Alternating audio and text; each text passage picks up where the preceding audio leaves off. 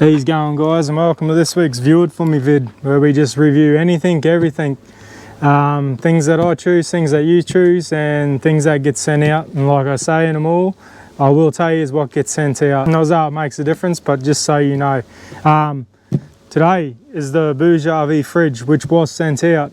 I'll give you a rundown, like I said, all the boring stuff first. So first up, we'll go to the size of this thing. This is the 28 litre one. It is, give or take, 580 long. Height, it is 390. Across it is about 320, 330. They are just come to Australia. Yeah, so I've had it for, I don't know, a week or two now, a couple of weeks. So I will, like, this will be straight up, you know, I'll let you know what it's like and that, but like anything, you got to give things time to really see what they're like. Yeah, so far so good. It's working, so that's the main thing. It's going to cop a bit of a flogging because, long story short, they did contact me, and the best thing is I'm doing a quad trip.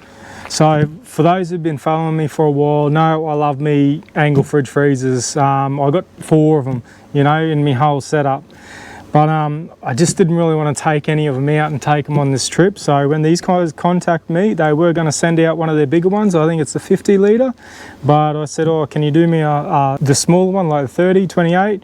They said, no worries. So this is going to be perfect for that trip away. And it will give it a good test, obviously. Yeah, rightio, we'll get straight to it. Probably the biggest thing I love, because I am used to the old angles, and I guess they are strong, you know. They are definitely, yeah, well made and that, but I am loving the weight of this thing. It is plastic, like a lot of things these days, I guess. If it was weight that you have a problem with, you can get some heavy fridge freezers out there, and this is definitely not one of them. So the weight difference between this, say, 28 litre and one of the angles 32 or whatnot is a big difference. I think roughly about 10 kilos. There is nothing to it. Like I said, if weight was an issue for you, it could be an option, you know. Open her up, I'll let you know what it comes with. So it is 12, 24 and 240 volt options to run it. There's your lead for the 240. It does have the brick, which is bit of a downer, but not a, you know, deal breaker, especially not for me, because I never use the brick anyway. Very rarely will I use the 240, but it does have that. That's always good, you know, when you're at home before you're heading out. If you're taking off on the weekends, get it cold while you're at home at mains. Comes with that. Comes with your 12 volt lead. Let's say your 12, 24, whatnot. The best thing about this lead, it's long. It's very long, which was a bonus for me, because when I first got it, I needed to run it because I obviously wanted to test it. And I'm thinking, where the hell am I going to put it? My ute's set up with everything already made for everything. So, but when it come with the long lead, I thought, beauty. Could put it anywhere and still have enough cord. So yeah, that's a good thing. Inside it does have a divider, which I think's kind of really good. If you don't want it, pull it out, don't use it. But if you want it, say if you're stacking meats or something, you can stack them on one side, not worrying about them tumbling over. So all your cold food, your meats and that can be on one side. Condiments, waters, drinks or whatever can be on the other side. So you're not pulling everything out to get something down to the bottom. The old divider is good. It's not a combi. It's one or the other, fridge or freezer as well. Gives you a bit of idea of all your temperatures, what they got to be set on the door. With the lid, guys, I didn't know if it was going to be a problem for me, but look, like I said, I haven't done much with it. I'm really going to find out if this works for me on this quad trip I do. But there's no latch, but it is magnet, and it is a pretty strong magnet. So you know, it's not a weak magnet, but that's going to be, you know, something I'll see on this trip if it's going to want to bounce up or open up. Even if it did bounce up, I really don't think it can't stay open. It can't flick right out, and I don't think it will open. And the quad trip's going to be the most test for it. Like, it's going to be a lot bumpier sitting in a trailer on a bike than it is a vehicle. A little bit more given a vehicle compared to the bike, trust me. Over here we got 2 handles on either side. It's plastic handles, they're inserted, so they're going so far, which more than strong enough, because like I said, this fridge does not weigh nothing. A bit different when you're stacking food into it. Yeah, so at the back is where you plug everything in. Pretty easy, it's not much to it, it's just got the one plug, and that one plug fits both your 240 and 12 socket and 24. So all that goes in there. Up top tells you what you do. So to turn it on, you hold the on button down for 3 seconds, which will turn it on. And then you got your little like settings button over here, and that there controls, there's 2 different settings on it. So you can have it on eco mode, or you can have it on max mode. Eco mode I think is the 45 watts, and then max mode is 60 watt setting. And where I'd use both them sort of settings, say if I'm up here in the hot right now, you know, I think it'll need to be on max, because it's going to need it, because it's pretty hot out there. So I'm going to put it on max setting, and it'll be a lot more efficient for it, because it'll want to cool, a lot more efficient for the cooling side of things. Not so much your battery, but more efficient than some. 60 watts still not that bad. Like my laptop MacBook Pro chews more than 60 watt, so that's, yeah, it's not that bad at all. But then if I was down south where it was a bit more cooler than that, well, I'd definitely have it on the eco mode, which is 45 watt. You can choose between Fahrenheit and Celsius. Obviously we're Aussie, so we'll go Celsius. Also you can lock it, so you hold that little button down again to lock it. So if you bump any of these buttons, it's not going to matter. It's not going to stop it, it's not going to turn it off, so little ones can come along and tap onto them. Yeah, it won't matter. It's got to be held down for 3 seconds for you to be able to change any of the settings. Down below that, your minus and negative, so you can, you know, set it at fridge or set it at freezer as well. Up top it does have the display where it tells you how much voltage is in your batteries, and also your temperature as well, a temperature of what's inside the fridge. Down the bottom here, something I don't really think's necessary, but in saying that, before I chew my words, it's got a USB charger on it. With me ute set up, like, I'm not going to go plug you know, if this was in the position of my other fridge freezers, I'm not going to go in and jam a phone and to recharge the phone from there. I'm going to put it in one of the actual spots where I have a charging point. But when I was out that camping trip, I had it down below the tyre and that. The first thing I did was had my chair beside it, plugged my phone straight into it. So I guess, yeah, like I said, just because something doesn't work for one doesn't mean it's not going to work for the other. So that, in a sense, is handy to have. It is efficient, like I said. You have your 2 different settings. It is reasonably quiet as well. Very quiet. Actually, sometimes I had to get my head down to the side to actually hear if the compressor's kicking in, you know, like with my other ones I can hear them running. But yeah, I didn't, and when you first turn it on you think, oh, is it getting cold and that, and it didn't take that long for the inside to start getting cold. Yeah, at the start I just couldn't hear anything like the compressor or anything going. So, but if you're looking for quiet, well, that's quiet. It has 3 different battery protection modes. So your lowest setting being 9.6 volts, then mid is 10.1, and then the highest setting is 11.3.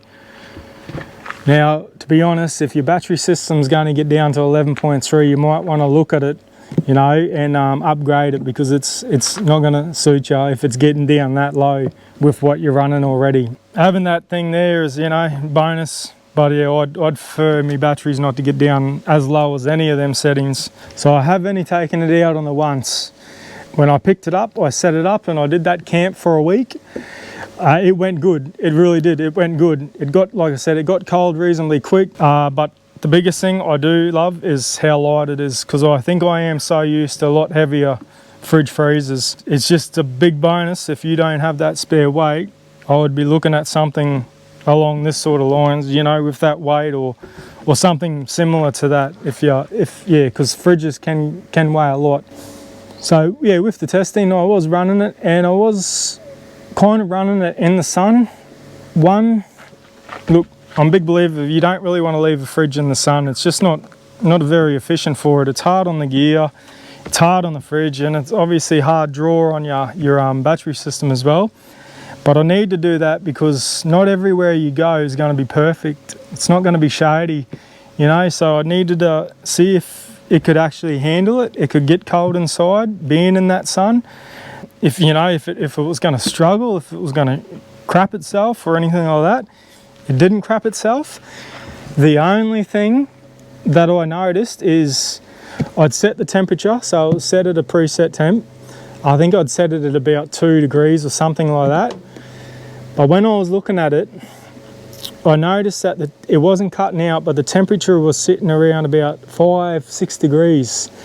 But when I'd open the fridge and put my hand inside, I could guarantee it wasn't that hot on the inside. It felt colder than what I actually had it set on, but it just wasn't wanting to cut out on me. Now bear in mind, it is in the direct sunlight, so I'm not sure if they've got their thermostat like closer to this side, so the heat of all the stuff like the compressor and that is fighting with the thermostat on one side, and the coolness it's trying to cool the thermostat on the other side, but the heat on the outside's overpowering it, and it's just not wanting to cut the compressor out, which means obviously it's going to run a little bit longer. But that, like I said guys, was in direct sunlight. It was no shade. No shade whatsoever. And they are good. They asked me for any feedback, and I did tell them about the feedback about what I thought, where the placement of the thermostat might be. Might need to be a bit closer to the cooling or thermostat on this side, away from the compressor, away from the heat of the compressor, so it doesn't play funny buggers with it. And probably the biggest reason why I did that too is the trip I'm going to do on the quad, I'm going to have minimal stuff with me, and I don't think it's going to be able to be in the shade all the time, which I'll try my best because I need to save battery power as well. But I just wanted to see how it'd go, yeah. But it had no problems getting cold. Like I said, on the inside, it was cold. It was nice and cold. But other than that, look, like I said, I've only had it for a couple of weeks, but I haven't had any problems with it so far. It will be something that I'll do another rundown. Like I said, the biggest test is going to be doing this quad trip for a short period of time, but a rough period of time. It's going to be put through its elements, real elements as well, because we are up in the top right now. It is wet season and it is hot, so I feel like jumping inside it. I know it's minor issues, but can it fit a 2 litre bottle up and down in it? Yes, it can, with ease.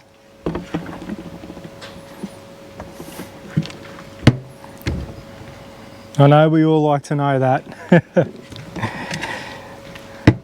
And transit bag. Look, I personally don't like having them on, but the fridge freezers I have on me set up are in a spot where I know they're okay, and I feel they don't need a bag. They don't need that extra thing around them to stop ventilation. But this mob don't have them in Australia yet, I don't think. Well, I'm pretty sure that they're not on the internet or anything, and I really think they should get them in Australia, because some people might like to have them outside or in a spot where they might need to sit in a bit of sunlight, so they might want to look at getting bags in for that reason. I did mention it to them too. Yeah, at least they want to listen, I guess, eh? But other than that, guys, look, like I said, I will do more of a rundown on it. I just wanted to get it out there for you.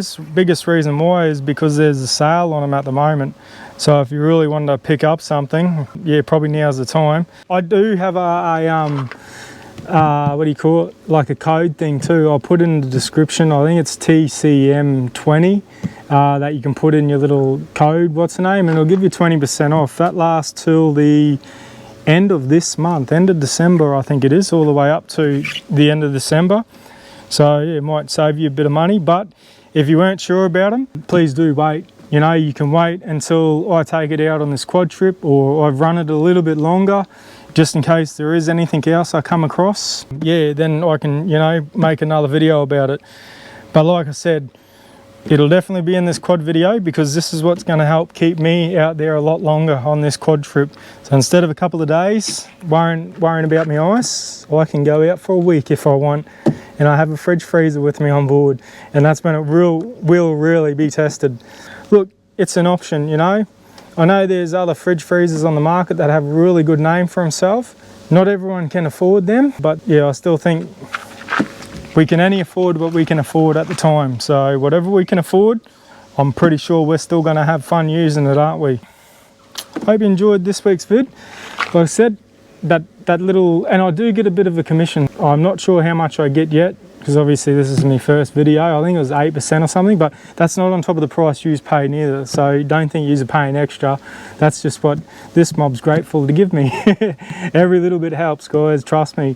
But like I said, I'm not going to crap you on about anything I get sent out, so believe that, please. If not, you're probably better off not watching them in the first place. Anyway, too easy. Have a good one.